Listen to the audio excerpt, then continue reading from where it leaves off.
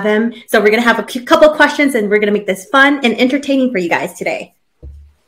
Yeah, thank you so much for jumping on today. I know I love TikTok. I think that's what everybody does when they lay down at night for like 2 hours before they go to bed. So you always pop up with your red hat on, and I always know it's your video. But besides the fact that you are very nice to look at, I listened to your content. I'm amazed that there's actually a man out there that can sympathize and empathize how women feel. And it's interesting to hear that men are in the same boat. So for those listeners that we have that don't know who you are, could you tell us a little bit about you? Sure. So I grew up originally in Queens, New York. I just went to school like everybody else, just trying to make it in the world. And then my parents uprooted me to Virginia when I was about 14 or so and went to school here. That was a bit of a culture shock, going from the city to kind of like a suburban area. But I like to use it to my advantage and say, you got both city boy and country boy mixed in one. So I can give you the best of both worlds.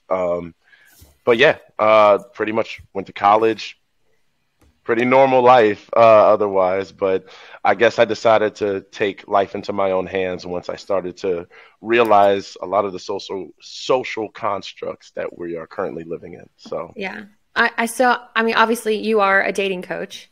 You've got a shit ton of followers, which I told you earlier, but congratulations. That's great. Thank you. I appreciate it. Yeah, of course. And your content is fantastic. How did you come up with that idea? Like, I asked you earlier, but who hurt you? Did somebody hurt you?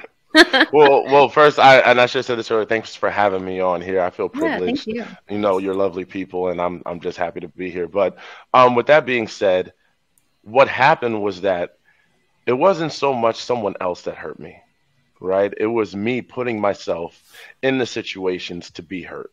And I realized that there were a lot of patterns that I was involved in, whether it be generational, societal, and I couldn't break free of that. So I kept getting into relationships with people that were not for me. So I like to shift perspective. Instead of saying they're bad people, we're just not compatible. And it really hit when I got into a situation that went on too long. But there was a guy that was a counselor that was actually my friend, and he was a licensed marriage counselor. And this was years ago. I didn't know he did this. We were just friends. He's an older guy, married with kids, and we're just friends. And he just happened to tell me a little bit about what I'm doing wrong. Then before you know it, I'm like, wait a minute. I've been lied to my whole life. So I literally was under his tutelage for like the next 3 or 4 years. So I got all that free training. And then I started to seek out therapists and learn from them, especially women, right? In particular, because I wanted to hear their side now that I'm open to listening in the right ways. So that's where all of this came about. So I decided to put it all together because I was like, if I could help anyone, it's the beginning. How do we know if this person is going to be right for us from the start so that we don't end up in 10-year situations, year or two? I want to make it so that you fail cheap and fail quick. What do you think your issues were in that relationship? And like, how long were you with that girl? Well, we were never actually together, right? So it was a situationship, which is like the word to call it. I was going to say that too. So it was about 8 months. And it wasn't just her. It was before that too. I dated someone that was like a few months. And these both had similar qualities that came from me. They were different people. But I think what the worst thing was that I did was I wasn't realizing that I was acting based on emotional reaction rather than logic. And I feel like society or people that I've grown up with have told me how to manage, right, my reactions from a negative way, right, a harsh way, rather than come at it from a logical place of being reasonable, right? So I was trying to prove my worth. So I would do everything to the extreme. I'll be overly giving, overly loving, overly charming, overly willing, and say yes to everything. And then I would get upset if it didn't work out, and I would blame her or blame them, right? Whereas I should have just taken a step back and said, why am I doing so much? No one's promised me anything. Mm-hmm. So that's where it kind of like really hit me. Okay. I know in a lot of your videos you talk about cheating. And one of the things that you said in one of your videos is don't be too much of a giver. So I think that falls along the lines of like love languages. And, do you think that those are attributes, I guess, to really think about when you are in a relationship, is those love languages? So love languages are important. But I think that we need to understand our limitations as well. And that's why I created this book, to kind of like offset that other one. Yeah. Because we're told, okay, my words of affirmation, acts of service, those are all great things, but it can sometimes come from the wrong place. Mm-hmm. And people, can tend to get triggered by this because then they'll say, well, I'm naturally a giver. I can naturally just give. That's me. And I'm like, okay, great. Me too. But here's the thing. There's a limitation to your giving. And people don't like to hear that because they're like, well, I can give to just anybody and I can feel fine. If that's the case, then why did you get upset when you didn't get reciprocated? Because I'm sorry. Oh, no, go ahead. I was going to say true giving nature is when you give without the expectation of getting something in return. Yep. So if you're doing too much giving and it's getting you to a point that you're starting to feel like I need something back in order for this to be justified and validated, that's when you might be crossing into a land of giving too much. But then again, you also have to put, because something really important that you put is effort. Are you seeing that the other person is also putting effort on the other side? Are you both putting enough effort, or is it only a one-sided? So in that regard, yes, effort is the most important key element, one of the most important key elements to dating and relationships and marriage and so forth. Because the second someone drops the ball, everybody has a right to have a bad day or a bad week or a bad month, but after a while, you're going to have to do what you need to do on your own because you have to be good yourself to show up for your person, right? So when you say effort is hard to measure, right? Because everybody has their own idea of what effort looks like. So for me, it may be spending all day with me every day of the week. For you, it may be a quarter of the week, and that's good enough. So I think we need to take our time in getting to know someone and understand what their idea of effort is and see if that's something that we can receive and be happy with that long term. So that's why I say don't give too much, but watch how the other person moves. Give enough where you're like, okay, I gave that and I can go home and I'm not going to think about it. I'm not going to go home and think about, oh man, I gave this person everything and now this is how they're treating me.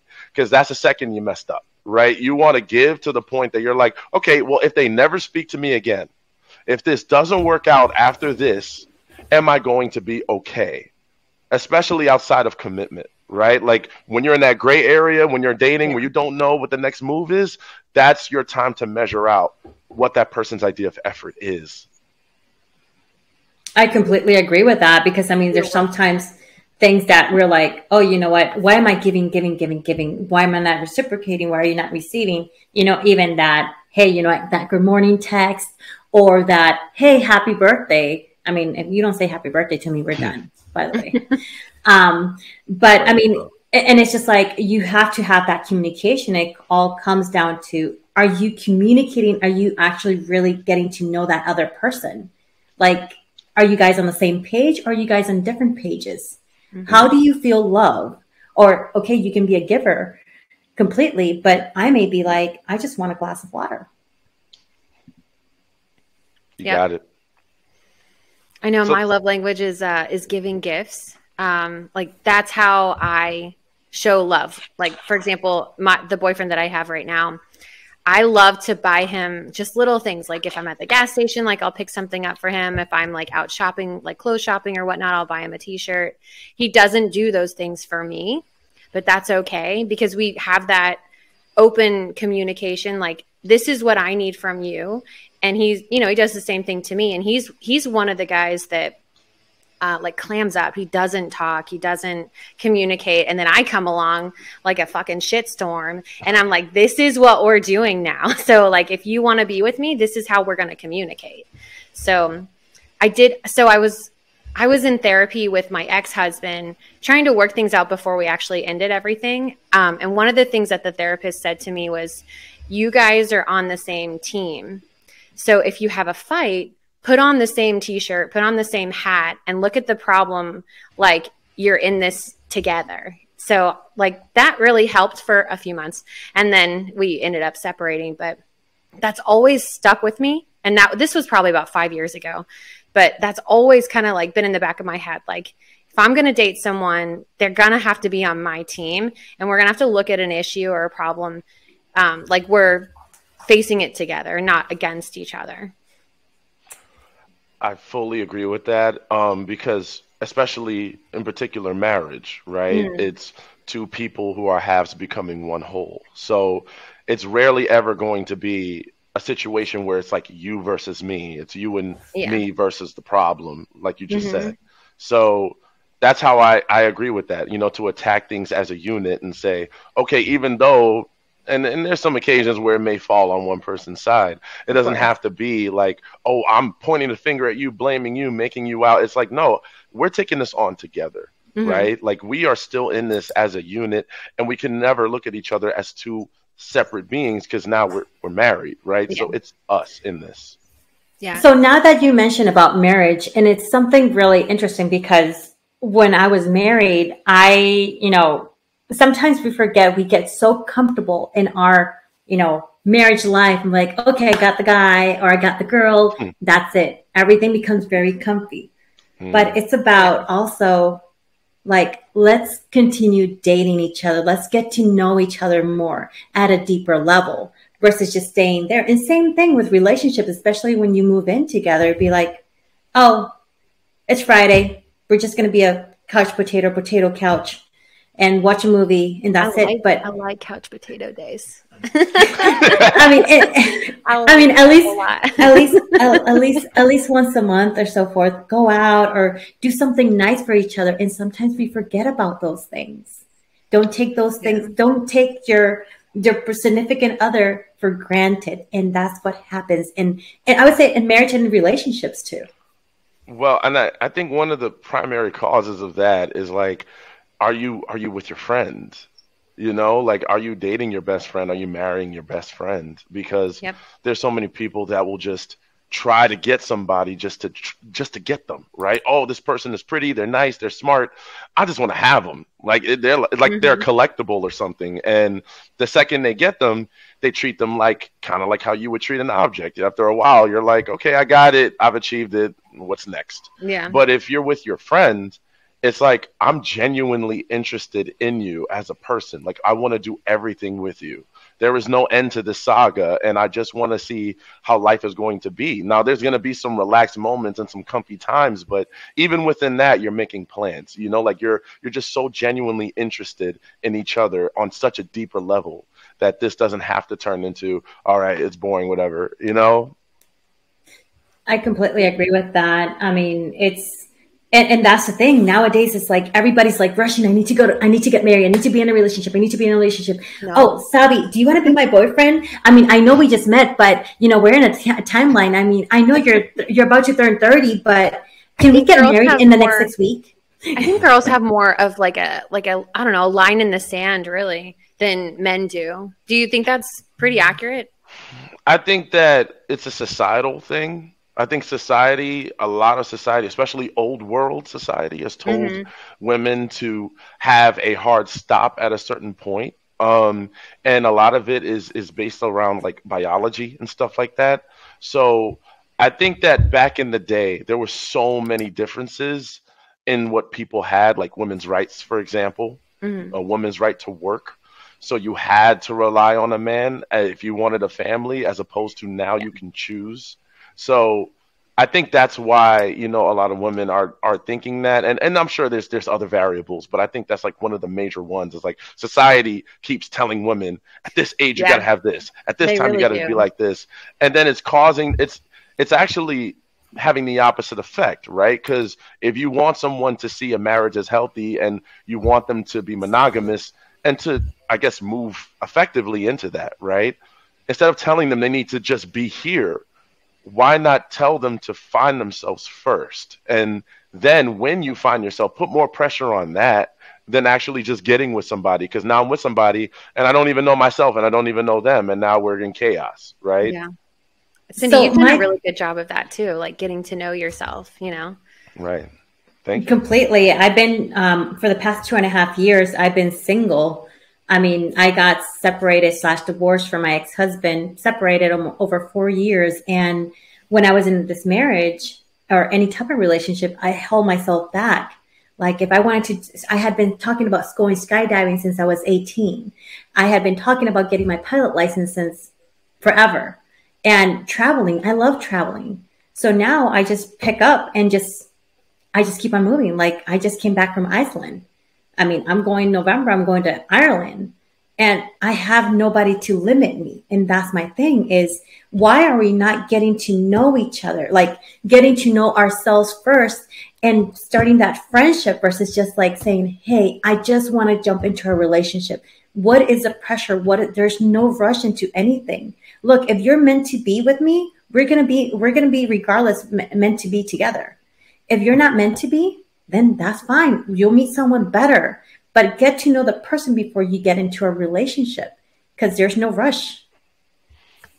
You asked a question, I think, on TikTok earlier today that I just so happened to catch, and you talked about authenticity, and I think that has a lot to do with it too.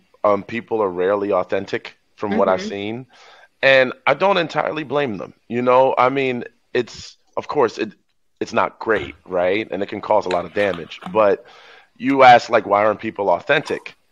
And I think that also causes them to rush in the wrong ways.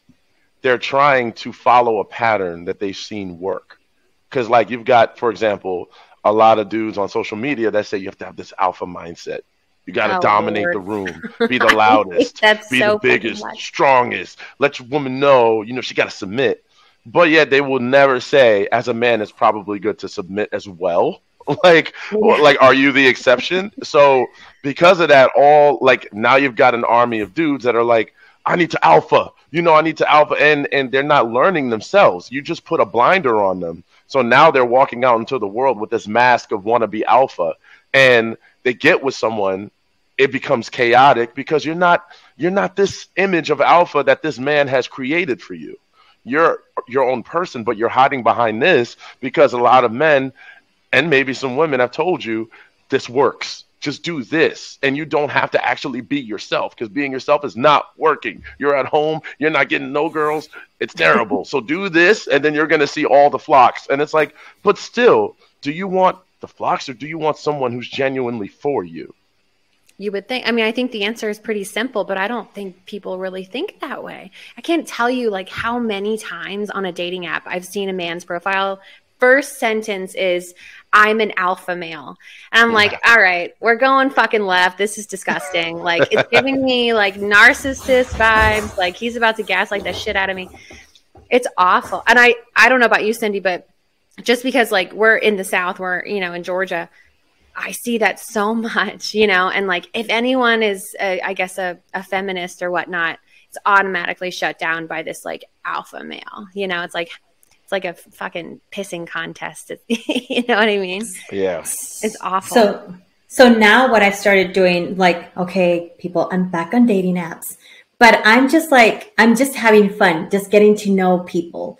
Like, hey, you know what? So now if you want to have a conversation, and Savvy, you've gotten this a lot from me, videos. I send videos. I'll be like, hey, nice matching with you. How are you doing? And all that. And I'm trying to see what perspective, if they change or they reciprocate with a video or with a text message, because some people are shy. It's just like, getting to know you, your true colors. I want you to see my reaction. If you don't like me, just unmatch me. Honestly, I'm just here to have fun, and I'm just here to meet people. Are you on dating apps? Me? Yeah. Not at the moment. No. I'm curious to know why. Well, see, I get on them every so often to experiment because I feel like I have to stay up with what's happening in the world in order to advise people correctly, right? But right now, I think I just kind of taken a step back because I was getting too lost in all the weeds of just the dating apps and the coaching and talking to people. So I had to like detox a little bit from it was all getting mixed up. So there's nothing against the dating apps. Like I think dating apps are good. I think that they work. I mean, let's be realistic. How else are you going to go meet people if you have a busy life? Like people have lives and they can't always go out. And what are you going to do? A bar? Everybody's halfway drunk, and then you're going to try to have a logical, intellectual conversation. You know, like it's not easy to meet someone. Do you ever approach, like, just being a man? Like, do you ever, whenever you are out, like, I don't know, grocery shopping or Target or whatever, do you ever approach women? Oh, absolutely. Yeah. Okay. What's your go-to line when you approach a woman? Well, see, I like to gauge the temperature of the environment before I make any moves, because I think, you know, at least from my experience, women are they know, they can pick up on it. You all have that intuition. So you can kind of tell, like, I'm not just here to have a conversation with you. So what I'll do is if we happen to be in the same area, there's also like proximity where it's like, is it naturally showing me this opportunity to say something, or do I have to go all the way across the room and force it? Right. Yeah. I'm not going to do that because that just looks a little bit desperate in my opinion. So I'm just going to, if we happen to be maybe looking through clothes and I'm like, hey, that's a nice one. It's on sale today. You know, based on her response. And if she starts to ask me questions, if I start to ask her questions, then we can get into a conversation. And now we naturally flow into, hey, let's talk, you know, why not be friends? Yeah. So that's how I approach it. I rarely cold approach like that where I'm like, hey, you're cute. Give me your number. Like, I'm like, you know, I hate that. Like the cat calling, you know, that annoys the shit out of me. If it's like you said, like if it's like an organic conversation, chef's kiss. I love it. But you said something about friends. Like you have a video on TikTok that struck a chord with me in a good way, actually. I was kind of pissed off when I saw it at first. I was like, no, this can't be it. But you said friend zoning is not real. Yeah, so. A lot of dudes didn't like that from me. No, but you know what? You explained it in the video, and I'm like, damn it, he's right. You know, like, you're right. Friend zoning is not real. I mean, I have a friend that I tried to pursue, and I feel like he friend zoned me. And we're really, really good friends now, and I don't want to go down that road. But I do remember in the beginning, this is years ago, like I really wanted that. And then he friend zoned me, but I don't think we're not compatible in that sense at all, but we are really compatible as being best friends. So, but I guess those who haven't seen the video, can you explain that a little bit? Sure. Cindy, you look like you're busting. I know, you're like I'm sorry, I talk a lot. Sorry. I'm like, okay, I'm gonna say, okay, so how do you think I ended up in Iceland? Because okay, so 2 weeks ago, 3 Sundays ago, my friend, him and I, we've been really good friends for over 3 years now. I've met his family, I've met his now his cousins, and he's like, look, Cindy, I got dumped. And I'm like, okay. But we're supposed to go on a trip to Iceland. I'm like, what are the dates? He's like, are you coming? Of course. So he tried to transfer. Well, anyways, I bought my ticket to Iceland, and I had no idea anything that we were doing. I just arrived there. I bought my ticket. That's it. I'm like, just tell me how much I have to pay. And anyways, so I met his cousins, and I've met his family and all that. And him and I were really good friends. Like I'm telling you, ended up being a couples trip. But nothing happened. I promise nothing happened. I'm not judging. Did you sleep in the same bed with him? Yes. But no, he's just my friend. It's like, ew, no. I get that. Like, Okay. no, I mean, he's cute, but no, no. Has there He's ever not my been cup any of tea. romantic interest in him at all? No, he's just an asshole. In How the is he best an asshole? way, I'm assuming. Oh, the things that he say, and he just tries to be a dick to me all the time. But I mean, he's a really good friend. Other than that, we're in the same line of business. Okay. And so yesterday, and I told him, look, your ex-girlfriend is toxic. It's not a good thing. You know what? Anyways, he's like, please don't tag me on anything. If you saw, like, I stopped tagging people on my Iceland pictures and all that. My profile is public. And he's like, can you block her? I'm like, okay. Happens to be is that she does not know me and she does not like me at all because obviously I'm attractive, but I've been really good friends. And his family adores me. And she does not know that I went to this Iceland trip with him. But now he's getting back together with her. Of course he is. I was going to call this. Last week, I fucking told. Yep. And I'm like, is he stupid? I'm like, dude, I mean, this is gonna be like World War III. And I found out about this like on the plane. I'm like, oh, she's coming over tonight. I'm like, dude, you're fucking things up, dude. What are you doing? What are you doing? What are you doing? And yeah, this is gonna be really interesting. I wonder how is this gonna end. But I mean, I'm friends with his family. I mean, I met his cousins and all that, and I'm like, you're an idiot. You're an idiot. But I mean, we are friends. We are just friends and that's it. But she does not accept the fact that she talks and works with other women and that he has me as a friend. Well, I'm interested to hear how it plays out. But I mean, I've not on a normal basis, but like, this is not normal for me, but I have gone back to boyfriends in the past. Like I needed to resolve whatever feelings I still had and, you know, not have any regrets. My ex-husband is a perfect example. Like we should have probably gotten divorced 5 years prior to actually getting divorced, but I didn't want to have any regrets. So I stayed and tried to make it work. But honestly, going back to the whole friend zone is not real. Like for our listeners that haven't seen that video, can you kind of like, I guess, tell them a little bit about what you said? Yeah. So, so friend zone, if we were to define it, right? It is someone who wants someone that doesn't want them back, but keeps them in this space of like, you're just going to be a friend to me, but I'm still going to keep you around, right? And what I've seen is that people define this friend zone, like I've zoned you, so now you have to stay here, but it's almost like they become a victim of it, right? Where they're like, okay, friend zone is happening right now, and you're in it, and you're receiving it. It's not fun, right? And you feel like you're being used for your attention, for your love, for everything. So it leaves a person feeling used. But if you look at it from a friendship perspective, if you would have set your expectations differently, see, it's not so much that you like this person. It's that your expectations are out there, right? Your expectations are like this. When a friendship requires probably this, right? Or none. Because, I mean, think about a friendship. How does it work? When you meet someone, let's say you meet a girlfriend or a potential girlfriend at Starbucks, right? You're like, hey, I like your cup. Okay, good. Oh, same numbers. Okay. So when you see each other, you see each other. When you don't, you don't. If you stop texting for 4 hours, you're not worried about it because they're just a friend. It's whatever and very matter of fact. So if you are not able to maintain that level of matter of fact in your relationship without feeling like I'm getting used, then that is more of a you thing than a them thing. Because they've now established boundaries and said, I can only provide friendship level to you. And you're still like, well, I still like you, but I'm going to stay here. They're like, okay, well, you could be my friend, but it's your choice. So at this point, you got to take that initiative to say, you know what? I like them way too much. You can do that. You can say, I like them too much. I'm too attracted.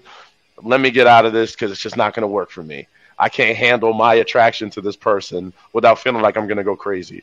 Or you can say, you know what, let me scale back on my expectations and just take it at a friendship level and maybe go date someone else, right? And get my mind off of this because they might be a good friend. not everybody you like is gonna like you back, right? Especially not in that moment. That is very true.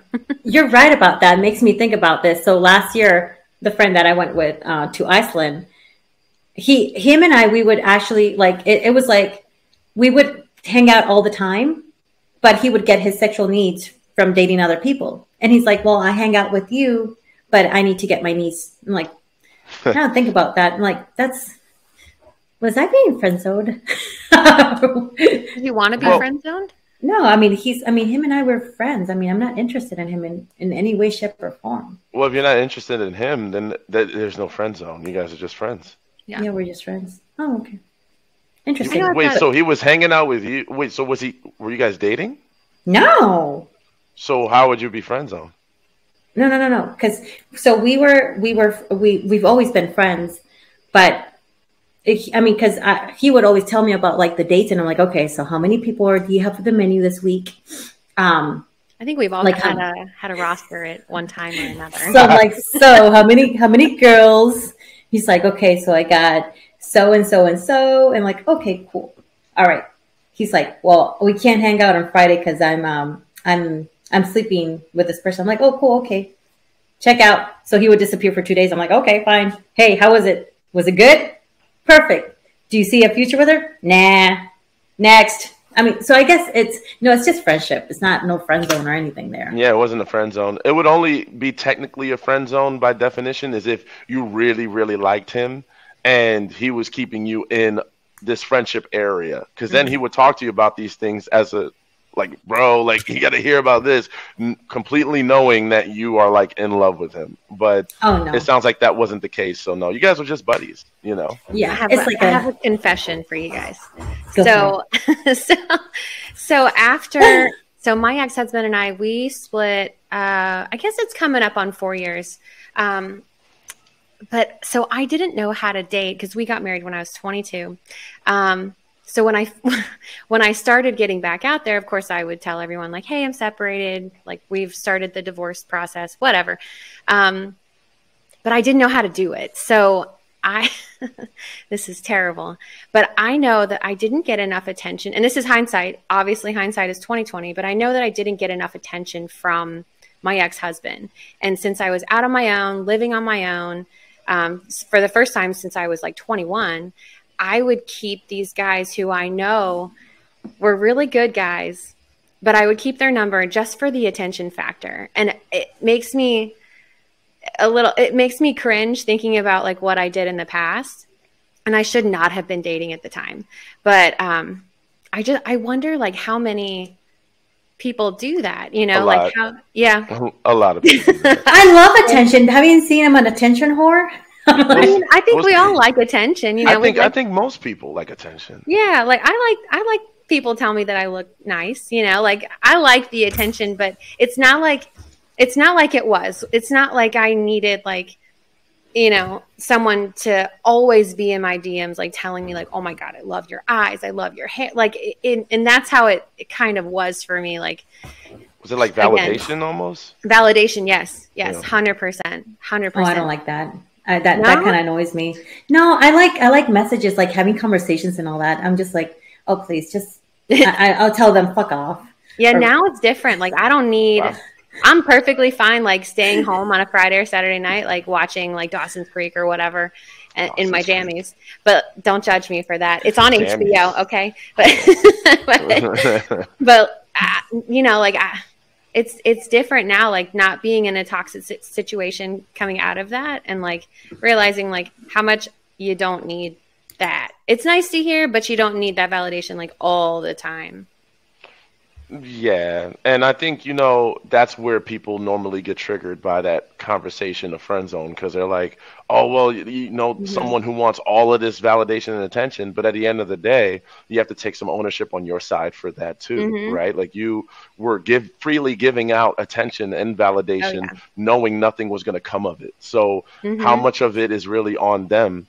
Like, I mean, I can want whatever I want, but unless you give it to me, I don't receive it, right? Yeah. So that's where we need to start taking back ownership of what we're doing that's causing this reaction rather than just blame the other person because you can't stop yourself from overindulging into this emotional need, right? So it goes both ways. It does. It does. Well, so I want to kind of change directions and talk about your book. So Xavier wrote a book. It's called The 5 Toxic Dating Styles. So can you tell our listeners a little bit more about that book and where to find it? Absolutely. So the book is on Amazon. It also has Prime. So 5 Toxic Dating Styles, and you can type my name if it doesn't come up because I know I'm new and everything. But it's basically about identifying yourself, right? The most brilliant thing that's happened to me in my life was when a mirror was put in front of me of how I was acting and how I was actually responding as opposed to what I thought of myself. And it's like one of those cringy things, like when you take a selfie and you can look at yourself as you're taking the selfie. So you're looking how you want to look, right? Rather than how people see you. So when someone takes a back camera of you, there's a whole different image, right? You don't get to make the right face and everything. So I think we need that emotionally, right? And intellectually. We need to see ourselves and how we're responding. So each style is something that's been bred into us, and it branches off into others, but it's a foundation for what are we doing wrong, right? This string of toxic relationships has happened to us. Why? Is it the other people? Is it something within us? And I hate to say it, but 9 out of 10, when I talk to people, it's within them. And of course, there are people out there that are the bad ones, but at the end of the day, it's an incompatibility that we're trying to overcompensate. And I tell people all the time, it takes one deal breaker to know if this is over. Only one to say, I'm out. And if you date past that point, you're going to be in a toxic situation. So where is your no in this? So that's what the book helps. And let me see. So there's the giver, the person who's overly giving. I give way too much and I don't know when to stop. When do I stop giving? I feel like I'm not getting loved in return. Why isn't this working? There's the insecure one, the person who doubts themselves and constantly needs to be reassured. The one who always has to win, the one who always has to feel like they have the upper hand in the relationship. I'm going to block you just to show you. You know, and then there's the control freak, the one who has to control the outcome of every situation, right? I need to know what's going to happen next. So I will control everything in this relationship to make sure I know where this is going to go. And sometimes those people can tend to project, because if they're not getting the outcome, if they don't know the outcome and you're not giving them that satisfaction of their own personal outcome, they could project on you and make you feel like you're the bad guy because you didn't allow that natural flow, because you didn't allow the manufactured flow is what I call it, because they've manufactured their own reality because they don't feel safe unless they're in this reality. And the second you try to be yourself, get them to step out of their own reality, then they start to push back because they're like, I'm not happy. I'm not comfortable with this. I don't know what's going to happen. I have a fear of the unknown and I have doubts in my own natural ability. So what if you break my heart? What if this goes wrong? What if this fails? And what if I'm sad again? I've already gone through this. And those people tend to try to control or like to have control. And they date people that represent that control, right? They sometimes date the same kind of person because they know if you wear this and you talk like this and you act like this, you're going to be this type of husband or you're going to be this type of wife and you're going to have these type of children. So sorry, I didn't mean to go off on a rant. No, you're good. No, you're absolutely no, you're perfect. Yeah, you're completely right on that, because it's just like, okay, so why are we controlling? Why don't you just go with the flow? And I'm going to say this. I'm a little bit of a control freak, and that's why I don't date anybody. I just see where it goes. I'm like, okay, like sometimes we just have to let it happen. You know, whatever's going to happen is going to happen. If it's meant to be, it's meant to be. It's not meant to be, then it's not meant to be. Then just walk away. But if you're seeing something toxic, walk away, because you know what? Even though you try to fix it, sometimes it's not even fixable. It's broken. And don't try to fix things because they're just broken. And then you have the fixer or the try to be fixer. And you see how they all kind of combine too in certain elements. Yes. So that's the other part of this. Is like, even though they're separate and distinguishable, there are connections, miniature, right? And like you said, trying to fix someone, do they need fixing? Are they happy where they're at? And so many times we'll try to look at someone and say, man, you're great, but if you just made like $40,000 more, or if you got this promotion, or if you went to the gym for like the next year, or if you dressed like this, or you responded more like this, you'd be top tier. And it's like, but how do they view themselves? And what type of mountain do they have to climb in order to get to that point? Right? And that's when there's a misinterpretation of effort, right? Ties back to effort. Because people will say, oh, it's so easy. I could do that. Like, it's literally just this slight adjustment to your personality. But that person might have some unresolved trauma that's keeping them from moving to this position. And you're basing it off your perception, which is fine. Your perception is your reality. But you have to understand their perception as well. If they see that as a mountain and you see that as like a hill, you have to understand that difference. But then again, do they really want to do that? You know, not everybody wants to be fixed. Not everybody wants to change. Why are you even getting yourself into that situation? Just like, for instance, I'm usually never bring my ex-husband into this, but my ex-husband doesn't want to be fixed. He doesn't want to seek help. So you know what? I'm done. Bye. So here's a question. Is it the two questions? Does it need to be fixed? And do they want to fix it, right? If they've identified it's a problem and they say it should be fixed, that's one thing. But if you've identified it's a problem and they don't really see it like that, they see how you see it, but they're like, I don't see that as a problem, then it's an incompatibility, right? And that becomes a deal breaker because it's like, I see this as something I can't move past, right? No matter how great this is one thing that we have a hard stop on and absolutely have not. And this person is like, well, I see how you see it, but I don't see it as a big deal. It's whatever. Now you're trying to get them to change something that they don't even see as a big deal. So it takes over 30 days for a person to build a habit. We're habit-based creatures. That's 30 days or more of consciously frontal lobe consistently making that effort. I have to wake up every day and think, I should really think about this before I do it. I remember this is who I want to be now. It's hard for most people to do that within a year. So how long are you willing to give them? And how important is it to them to make that change for you? Right? There's so many variables. And then are they willing to take the proper steps? You know, if they're not willing to do any of that, because, okay, so let's put it, yes, it takes 30 days to build a habit. But then again, are they willing to do that for the next 2 to 3 days? Are they willing to take baby steps? And are you going to be able to help them? Are you going to be there to support them and be there along the way? It's not only changing on one side, but it's also changing on both sides. It's a relationship. It's a couple. You're trying to help them. But then again, are you so new to the relationship that it's not even, what are you getting yourself into? Are you even looking at that? And sometimes we have to look at ourselves in that regard as well, because yes, this person may have a challenge or two, right? We all do. None of us are exceptions to challenges. We're all flawed. So how patient are they being with you?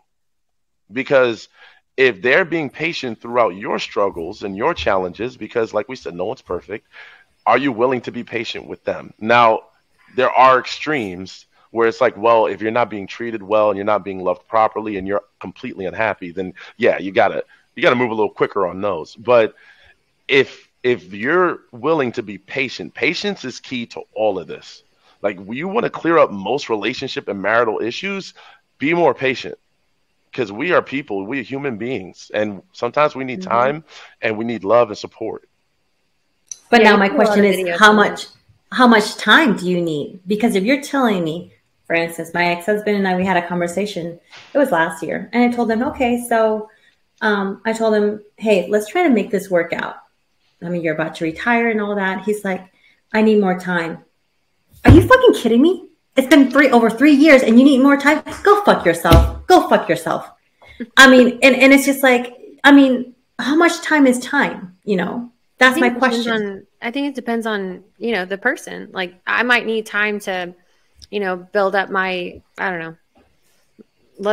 money wise. Like, I need time to like build up money to like, let's say redo my kitchen or whatever. Like, it takes time, but it's dependent on I guess, the individual person. But I think that's where like communication comes into play, is if you're not communicating during this time that they need, what's the point? So here's the first thing, right? And this is why I love tying things into the beginning, because there's so many things in the beginning. Number one is when you commit to someone, and even more particularly when you marry someone, you have to marry them for who they are at that moment and say, if you're like this forever, I'm good. That's number one. So if you're getting married and you didn't say that when you married the person, I'm good with them in their entirety. Now, don't get me wrong. All of us need to improve in some shape or form throughout our life, right? Of course, yeah. But if they don't improve much from this area that you currently married them at, are you going to be okay to still stay married? Because if you say no to that, then you shouldn't be getting married. But then so then you brought a very valid point. But then again, you have people that also, they evolve with time, with life. I mean, but then again, okay, if you can't live with that, then that's fine. Then another thing that people don't see is, are you willing to have kids with that person? Do you see yourself having that kid with that person? Yeah. Because if you don't, then walk away. Even if it's a 5-second passion, or, whatever it is, are you willing to have a kid with this person? And I think that also, contributes to the relationship constructs, right? Like we always say, you date someone, you got to date, it's got to lead to marriage, it's got to lead to kids. Some relationships are just meant to be flings. Some are just meant to be lessons. Some are just, hey, I'm attracted to you. We're attracted to each other. We can hang out for a while, and then we just call it quits. I don't think we should try so hard to place all of these strong, structures around everybody's relationship in the same category. Not everybody is capable of having the same relationship with each other, right? Like not all of us are compatible in the same ways. Not everybody you meet is going to be the person you should marry. So it's time to start representing, what do we fit in? Like we can be romantic, we can have fun, but marriage just doesn't sound like, because marriage is more than just feelings. It's more than just saying I love you. It's a business. Yeah, it's a partnership. Partner. Yeah, partnership, a legal document to be with that person. I have a lot of friends that I wouldn't go into business with, but I love them, so. Now, my question is you got to ask yourself, are you willing to go in business with that person? And it's just like Nicole tells me all the time, I see as dating as a business transaction, and I shouldn't look at it. It's like, okay, sign the documents. You want to sign the documents? All right, sold. No. But it's just like, where are your limitations? Are you willing to pull the plug with that person or run away? Call it quits. So what do you mean, pull the plug? Meaning that, pull the plug. Are you willing to get married, or are you really willing to not get married? Meaning pulling the plug, saying like, nope, I'm walking away from this completely because I wouldn't go into business with them. So here's the thing, and that's so even though I call marriage more like a business, it is a different kind of business, right? And it's because it's a marriage. It's like living style, as opposed to, hey, we're going to both be accountants now and start being CPAs. So I think that you don't necessarily have to be able to work in the same company, but if you can live in the same household and run the household and raise the children and both have the same ideology on those principles, I think that's where the marital business is kind of like its own unit, right? Because you're dictating your future for your lifestyle. Job is separate, when I come home from work, I'm not trying to bring none of that to the house. Yeah, same. Same. Yeah. But we are cutting it close to time. I know Nicole has to go. I do. So thank you so much for joining us today. This was very enlightening. And again, we love your videos, and we love seeing your red hat pop up on our screens. I'm stuck. Oh my gosh. I love it. One last thing. Okay. Yeah. So I know you have to leave. That's okay. Okay. So one of the videos that I saw was that, why are men not happy with a good woman by their side? And Savvy brought an excellent, really good point on this. So is it only men, or is it only women and men doing the same thing? I think we're doing the same thing. Well, here's the thing. There's not many differences between men and women, you know, and I think we're trying so hard to separate the two so significantly, and you can't, because a lot of us, men and women, are mostly the same in a lot of ways. We just respond differently, and that could be because of conditioning, social upbringing, and, you know, parts of it are nature driven, but it's like, for example, the word emotional is normally assigned to women, right? But men are emotional as well. Yes. They just respond with anger and frustration, and they don't call that emotional. So that's why when I made that video about emotional intelligence, the dude was being completely emotional in the video. Yes, he was. Like, he was yelling at me. He was going to the top of his lungs. And then he said, we're not going to respond like women. I said, I hate to say it, but it looks like a lot of women are responding a lot healthier than you are. Mm-hmm. I love that video, because I think you handled that perfectly. Thank you. I'm going to have to look at that video. I'm going to look at it. I'm like, okay, let me see. Oh, yeah, we got into it. And then I made a video after it where I had to school him on statistics. So there was a whole thing. I mean, I'm not going to call him out, even though I know who he is. Tell me later. But Xavi, it was really, really an honor to have you on our podcast, and we look forward to having you again. And Nicole. Yeah, no, thank you guys for listening. And don't forget, it's Xavier Smith, and his book is called 5 Toxic Dating Styles. It's on Amazon. If you guys have any topics or questions that you want to talk to us about or have us answer on the podcast, our email is dearbaddiesbbd@gmail.com. So thank you guys so much, and have a great rest of your day. Till next time.